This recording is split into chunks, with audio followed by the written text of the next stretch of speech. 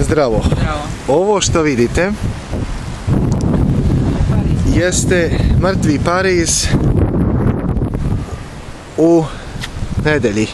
Danas je inače 3. jun 2012. godine. Nigdje nikoga na ulicama nema.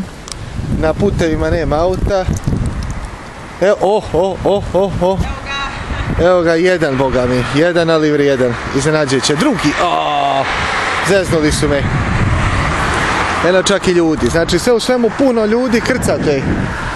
Ludilo. Trenutna temperatura je 12 stepeni, nije 12, oko 15 stepeni Celzijusa i relativna vlažnost je 14.800 milibara.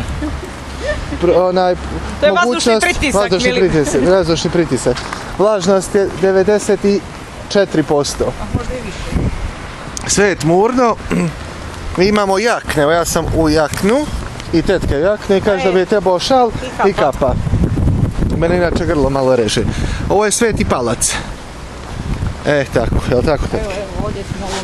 Mi smo ovdje u ovom haotičnom dijelu, Silicon Valley. Neboderi i usred nebodera svih ovih palac. C, N, I, D. Cnit. Možda je to tržni centar. Što moguće? Pa ne mogu sad, idemo, ajde, probaj. Čekaj tetka, moramo da vidimo. Samo da vidim, na brzinu ću.